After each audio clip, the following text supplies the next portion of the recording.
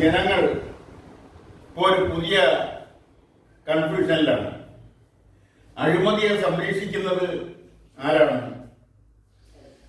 അഴിമതി നടത്തുന്നവരെ നിയമത്തിന്റെ മുന്നിൽ കൊണ്ടുവരാൻ ശ്രമിക്കുന്നത് ആരാണ് എന്ന കാര്യത്തിൽ ആശയക്കുഴപ്പത്തിലാണ് ജനങ്ങൾ.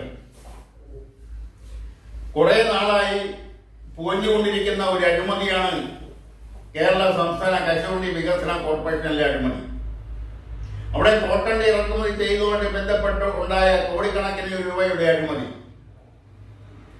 അന്ന് കശുവണ്ടി വികസന കോർപ്പറേഷൻ ചെയർമാനായിരുന്ന ശ്രീ ചന്ദ്രശേഖരൻ, ആ ചന്ദ്രശേഖരൻ INGCയുടെ സംസ്ഥാന പ്രസിഡന്റാണ്, കോൺഗ്രസിന്റെ സമന്വിതനായ നേതാവാണ്. ഇതെല്ലാം ആയിരുന്നിട്ടും ആ കേസ് രജിസ്റ്റർ ചെയ്യുന്നതിന് അല്ലെങ്കിൽ രജിസ്റ്റർ ചെയ്തത് അത് ഹൈക്കോടതിയിൽ സമർപ്പിക്കുന്നതിന് അന്നത്തെ ഇടതുപക്ഷ ജനാധിപത്യ മുന്നണി അനുവാദം നൽകിയില്ല. ഈ സംഭവം നടക്കുന്നത് 2020-ലാണ്. അതിന്റെ മറവിൽ എന്താണ് സംഭവിച്ചതെന്ന് അറിയാൻ ജനങ്ങൾക്ക് ആഗ്രഹമുണ്ട്. ഇപ്പോൾ 2026 ഐക്യ ജനാധിപത്യ മുന്നണി സർക്കാർ, കോൺഗ്രസിന്റെ നേതൃത്വത്തിലുള്ള ഐക്യ ജനാധിപത്യ മുന്നണി സർക്കാർ വന്നതിന് ശേഷമാണ് അഴിമതി അന്വേഷിക്കുന്ന അഴിമതി നടത്തിയവർക്കെതിരെ കേസ് രജിസ്റ്റർ ചെയ്യാനുള്ള അനുമതി സർക്കാർ നൽകുന്നത്. അത് മുഖ്യമന്ത്രി അനുവാദം നൽകി. അത് വകുപ്പ് മന്ത്രി അത് അനുവാദം കൊടുക്കുകയും ചെയ്തു. ഇത് ഇത്രയും നാൾ എന്തിനാണ് നീട്ടിക്കൊണ്ടുപോയത്? എന്തുകൊണ്ട് ഇടതുപക്ഷ സർക്കാർ ഇത് കൊടുക്കുന്നതിന് മടിച്ചു നിന്നു? അവിടെയാണ് ജനങ്ങൾക്ക് ആശയക്കുഴപ്പം. ഇടതുപക്ഷ സർക്കാർ അഴിമതി നടത്തിയവരെ സംരക്ഷിക്കുകയാണോ അല്ലെങ്കിൽ അഴിമതി നടത്തുന്നവരെ നിയമത്തിന്റെ മുന്നിൽ കൊണ്ടുവരുന്നതിന് ശ്രമിക്കുകയാണോ ചെയ്യുന്നതെന്ന്. ആ അഴിമതിയെ നടത്തിയതായി കണ്ടെത്തിയിരിക്കുന്ന നേതാവ്, രാഷ്ട്രീയക്കാരൻ ഇടതുപക്ഷക്കാരനല്ല, കോൺഗ്രസിന്റെ നേതാവാണ്. കോൺഗ്രസിന്റെ ട്രേഡ് യൂണിയൻ സംഘടനയായ INGCയുടെ സംസ്ഥാന പ്രസിഡന്റാണ്, AICC അംഗമാണ്, KPCCയുടെ നിർവാഹക സമിതി അംഗമാണ്. അങ്ങനെ കോൺഗ്രസിന്റെ വിവിധ മേഖലകളിലെ നേതൃത്വ സ്ഥാനത്തിരിക്കുന്ന ആളാണ് ശ്രീ ചന്ദ്രശേഖരൻ. അദ്ദേഹമാണ് അന്ന് കശുവണ്ടി കോർപ്പറേഷൻ ചെയർമാനായിരിക്കുന്ന ആള്. അദ്ദേഹത്തോടൊപ്പം ആ കോർപ്പറേഷന്റെ MP അടക്കമുള്ള ആ ആൾക്കാർ കേസിൽ പ്രതിയാണ്. എന്നാൽ അവരെയെല്ലാം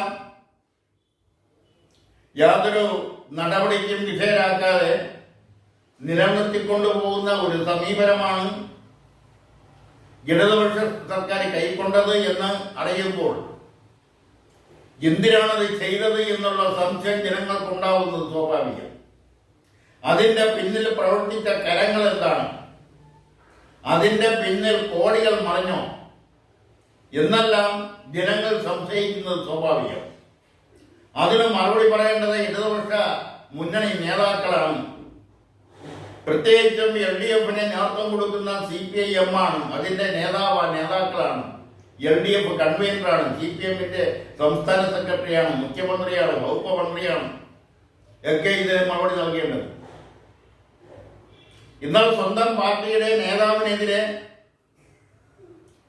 കേസ് രജിസ്റ്റർ ചെയ്യാനുള്ള അനുവാദം കൊടുത്തിരിക്കുന്നത് കോൺഗ്രസ് സർക്കാരാണ്. കോൺഗ്രസ് നേതാവിനെതിരെ കേസെടുക്കാൻ അനുവാദം നൽകിയിരിക്കുന്നത്. അവിടെയാണ് ജനങ്ങൾ ആശയക്കുഴപ്പത്തിൽ വീണിരിക്കുന്നത്. അഴിമതിക്കെതിരെ വാതോരാതെ പ്രസംഗിക്കുകയും എഴുതുകയും ഒക്കെ പ്രവർത്തിക്കുകയും ഒക്കെ ചെയ്യുന്ന ഒരു പ്രസ്ഥാനം,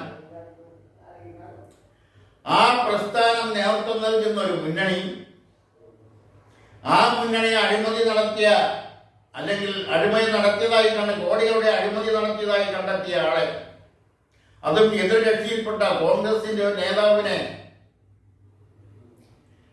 എതിരെ കേസ് രജിസ്റ്റർ ചെയ്യുന്നതിനുള്ള അനുവാദം കൊടുക്കാതിരിക്കുമ്പോൾ അവിടെ എന്തൊക്കെയോ അവിശുദ്ധമായ സുതാര്യമല്ലാത്ത എന്തൊക്കെയോ കാര്യങ്ങൾ നടപടികൾ നടന്നിരിക്കുന്നു. ഇപ്പോഴത്തെ കോൺഗ്രസ് സർക്കാർ തങ്ങളുടെ നേതാവിനെതിരെ കേസ് രജിസ്റ്റർ ചെയ്യുന്നതിനുള്ള അനുവാദം നൽകിയിരിക്കുന്നു. അവർ ഒരു അഴിമതി നടത്തിയ ഒരാളിനെ സംരക്ഷിക്കാൻ ശ്രമിക്കുന്നില്ല. മാത്രമല്ല, അദ്ദേഹത്തെ INDC-യുടെ സംസ്ഥാന പ്രസിഡന്റ് സ്ഥാനത്ത് നിന്ന് മാറ്റുന്നതിന് നീക്കുന്നതിനുള്ള നടപടികൾ ആരംഭിച്ചു എന്നാണ് അറിയുന്നത്. അപ്പോഴാണ് ജനങ്ങൾക്ക് ആശയക്കുഴപ്പമുണ്ടാവുന്നത്. എന്തായാലും എന്തുകൊണ്ടാണ് ഈ അഴിമതിയെ മൂടിവെക്കാനും ആ അഴിമതി നടത്തിയവരെ സംരക്ഷിക്കുന്നതിനുള്ള നിലപാടിലേക്ക് ഇടതുപക്ഷ ജനാധിപത്യ മുന്നണിയും അതിന് നേതൃത്വം കൊടുക്കുന്ന രാഷ്ട്രീയ പ്രസ്ഥാനവും ശ്രമിച്ചത് എന്നുള്ളത്